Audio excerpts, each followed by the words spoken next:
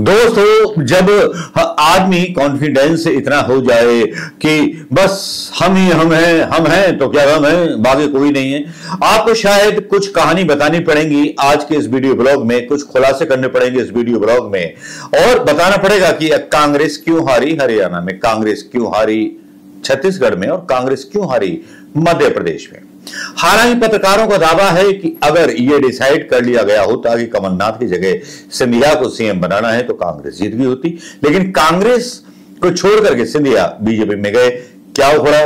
कुछ नहीं उखड़ा, अपना मान सम्मान खराब कर लिया, आरोप और लग गए कि जमीन के चक्कर में वहां गए थे। ये बातें तो चलती रहती हैं, लेकिन कुछ कुछ सच्चाइयां इसमें होती हैं। यहां पर बड़े बड़े ऑर्डर्स के लोग जिन्होंने राहुल गांधी और प्रियंका गांधी को अपने आभा मंडल में जकड़ा हुआ है, अपने आसपास की जो भीड़ है और जो लोग ढूंढ करके लेके आते हैं, नेता लोगों की खासियत है कि गांधी परिवार के आसपास कोई अपना आदमी होना चाहिए, और मतलब रसोई का रसोईया भी ऐसा होना चाहिए जो किसी ना किसी सांसद या किसी ना किसी सदस्य के द्वारा जो है रेकमेंडेड करके सोनिया गांधी जी की या राहुल गांधी की रसोई तक पहुंचता हो, जो पल पल की खबरें उनको बताता हो। राजनीति में ऐसा बहुत चलता है और कांग्रेस में तो बहुत, मैं बता नहीं सकता आपको, बहुत ज्यादा चलता है। लेकिन यहां हुआ क्या कि आपने किस्सा सुना होगा कि राहुल गांधी थाईलैंड चले गए थे, याद है ना वो किस्सा, विपासना के लिए बहुत सारी न्यूज खबरें आई थी। तब अध्यक्ष पद लेने वाले थे, अध्यक्ष पद नहीं लिया, फिर अध्यक्ष पद लिया राहुल गांधी ने, लेकिन वहां पर भी उनके निर्णयों पर जो था बीच में उंगली की गई सोनिया गांधी जी के द्वारा। खासतौर पर मां की बात टाल नहीं सकते, एक आज्ञाकारी बेटे जो ठहरे, बात नहीं टाली, इसीलिए अध्यक्ष पद से इस्तीफा दे दिया। मल्लिकार्जुन खड़गे के पास जो थी कमान आई। स्टोरी यहां से चालू होती है कि आखिर कांग्रेस इतना गुस्सा भारतीय जनता पार्टी के खिलाफ जनता का होते हुए चुनाव क्यों हार रही है। राजस्थान में कांग्रेस अपनी सरकार रिपीट क्यों नहीं कर पाई, छत्तीसगढ़ में सरकार जो थी कांग्रेस की क्यों रिपीट नहीं कर पाई, जबकि इतने सारे लोग नाराज हैं बीजेपी से, इतना ज्यादा टैक्स लग रहा है, जीएसटी लग रहा है, सब कुछ लग रहा है। क्या मोदी जी की पर्सनालिटी का चमत्कार है या ईवीएम का चमत्कार है, या चमत्कार कौन सा है, ईडी का है, आईडी का है, सीबीआई का है, क्या है।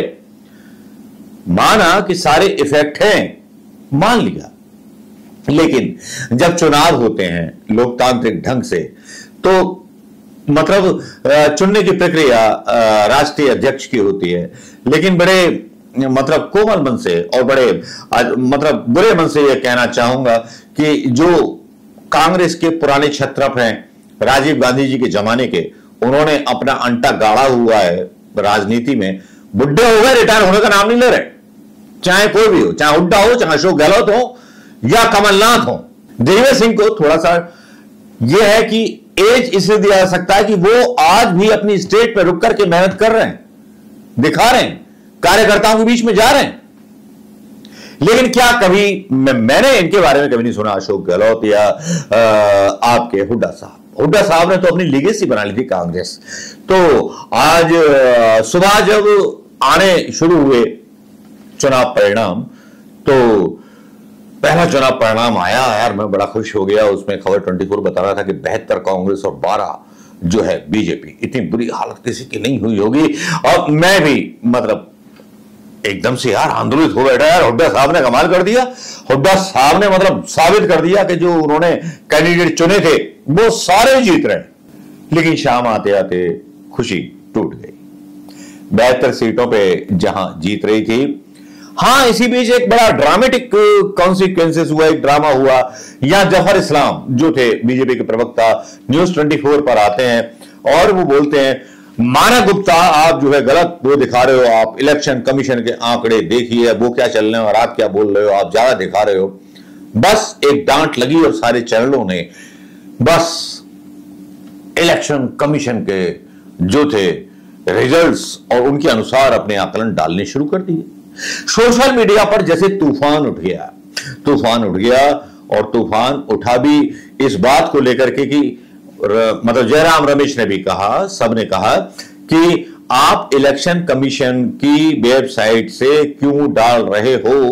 पवन खेड़ा ही बोले, सारे लोग बोले कि क्यों डाल रहे हो आप ये सारी चीजें।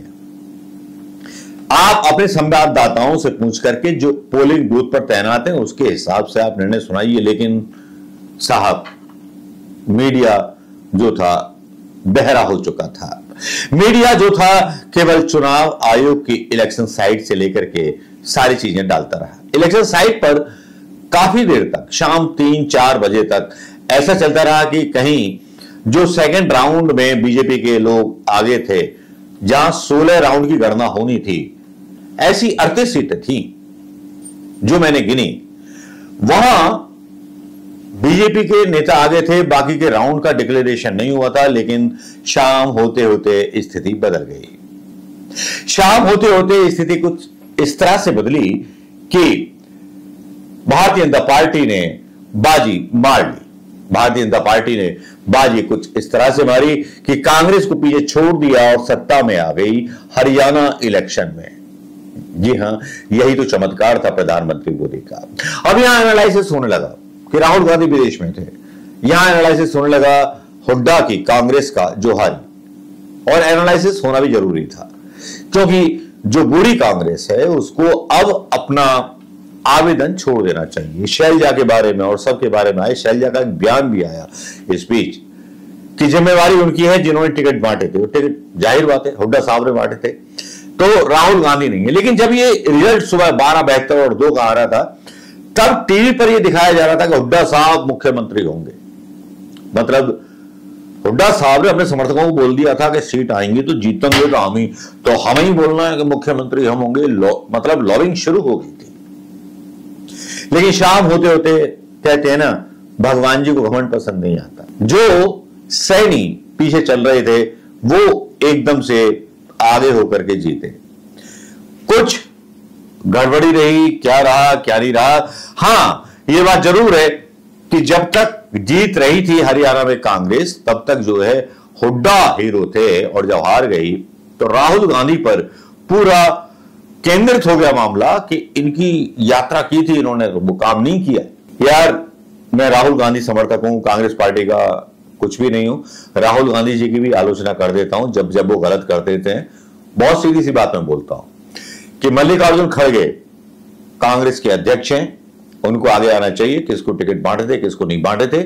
और एक बीजेपी का नेता तो यह तक दावा कर रहा था एक जनसभा में कि राजा और राजकुमार मोदी के दरबार में धौंक लगाते हैं। तो राजा हुड्डा साहब और राजकुमार दीपेंद्र हुड्डा साहब वो धौंक लगा रहे थे। कहां लगा रहे थे, शायद उनकी तरफ इशारा था। तो इसमें राहुल गांधी की जलेबी का स्वाद ढूंढना ठीक नहीं। लेकिन यहां सोशल मीडिया और खुद मीडिया के लोग हैरान हैं कि बीजेपी जीती तो जीती कैसे। क्या ईवीएम का चमत्कार था या हुआ क्या? ना कोई ईवीएम का चमत्कार था ना कुछ था। बड़े ठीक ठाक थोड़े मोड़े अंतर से जीते हैं।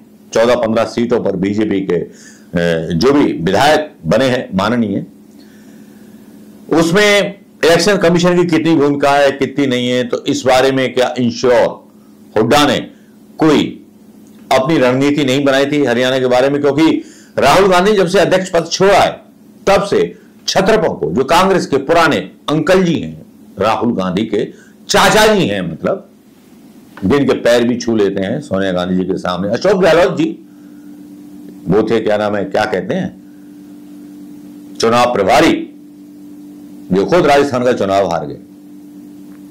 यहां कांग्रेस में क्या है, चल क्या रहा है मैं बता देता हूं आपको। कि पिछला इलेक्शन हो रहा था उत्तर प्रदेश का विधानसभा का, और एक माननीय, इनका नाम मैं नहीं खोलूंगा, मेरे पास फोन आता है कि शिकारपुर सीट पर इनको सपोर्ट करो, ये रिश्तेदार हैं, समझी लगते हैं फलाने साहब के।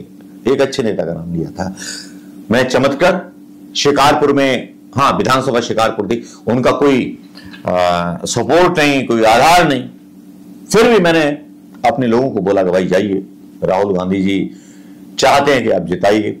लेकिन जिसका जनाधार ना हो वो जीतेगा कैसे? ऐसा ही कुछ कम से कम 20 सीटों पर ऐसा हुआ है। दिनेश फोगाट, जो वहां पर जिनको टिकट दिया गया, वहां 20-20 हजार रुपए लेकर के लोग गए हुए थे, और भी कई सीटों पर गए थे। और जहां नहीं गए थे वहां जबरदस्ती टिकट हुड्डा कैंप के लोगों को दिए गए। और शैलजा का यह बयान आना, वाकई में हार के बाद बयान आया। शैलजा ने अपने ऊपर काफी कंट्रोल रखा। हालांकि सोशल मीडिया पर यह भी चल रहा था शैलजा और राहुल ने बड़ी अच्छी रणनीति बनाई। पहले शैलजा बाहर रही, फिर राहुल गांधी और शैलजा साथ आ गए, अशोक तंवर साथ आ गए। अब देखना क्या चमत्कार होगा। चमत्कार क्या होगा? घंटा।